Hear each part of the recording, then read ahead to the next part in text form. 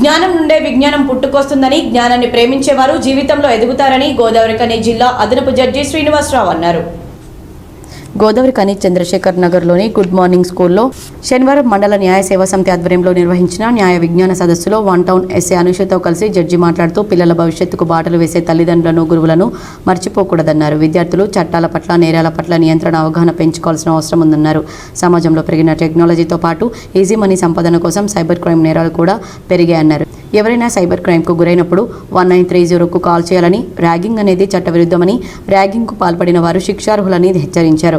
విద్యార్థులు knowledge, understanding, wisdom అనే విషయాలను నేర్చుకోవాలన్నారు. విద్యార్థుల్లో విజ్ఞానంతో పాటు ఉన్నత స్థాయికి ఎదగాలన్న పట్టుదల ఉండాలని, అలాంటి కోవకు చెందిన వ్యక్తులు చాయ్వాలా నుండి ప్రధానిగా ఎదిగిన నరేంద్ర మోడీ, చెత్త ఎరవేసేవాడిగా పనిచేసి ప్రపంచ స్థాయి క్రికెటర్గా ఎదిగిన క్రిస్ గేల్, పెట్రోల్ బంక్లో పనిచేసిన వరల్డ్ బిగ్గెస్ట్ బిజినెస్ మ్యాన్గా ఎదిగిన అంబానీలను ఆదర్శంగా తీసుకోవాలన్నారు. విద్యార్థులు ఒక గోల్ అనేది పెట్టుకొని చదువులో ముందుకు సాగాలన్నారు. మన ఆలోచన విధానం మూలంగానే మన జీవితంలో ఎదుగుదల ఉంటుందని బోధించారు. But they don't think hard. If they think hard, they need not work hard. చెప్పండి. If they think hard, they need not work hard. Abraham Lincoln కి ఆయన ఒక సామెత రాశాడు.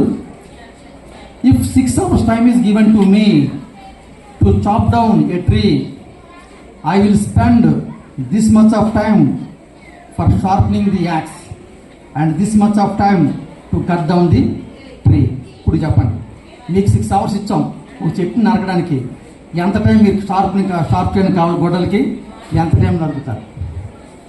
Within 2 hours I will chop down the tree.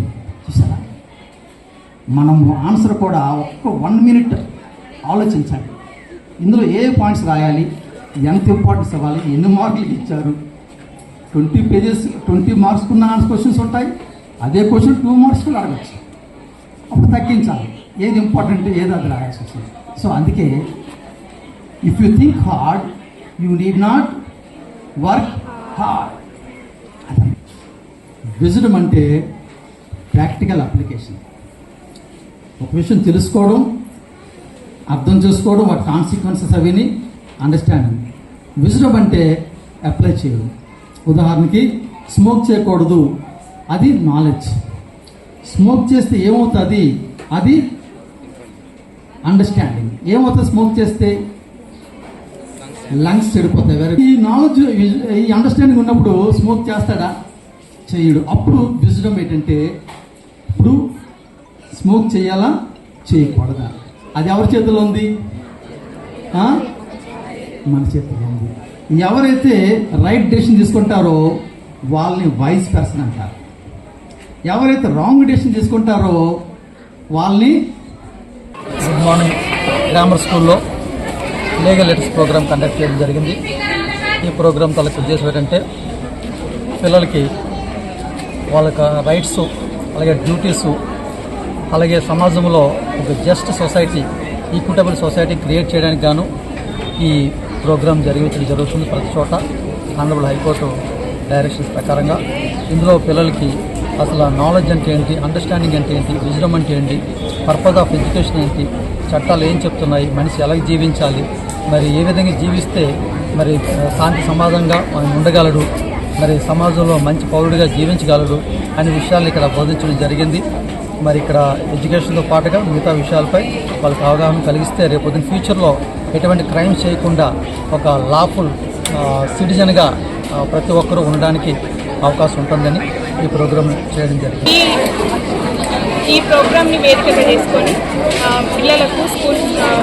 పిల్లలకి cyber awareness మీద అవగాహన కల్పించడానికి ప్రయత్నం చేయడం జరిగింది. సైబర్ అవేర్నెస్కి మన వాళ్ళు ఎలా గురవుతున్నారు, గురైనప్పుడు మనం ఎలా రెస్పాండ్ అవ్వాలి, ఎంత తొందరగా రెస్పాండ్ అవుతే మనకు ఎంత తొందరగా రికవరీ ఉంటుంది అనే దాని మీద పిల్లలకు అవగాహన కల్పించడం జరిగింది.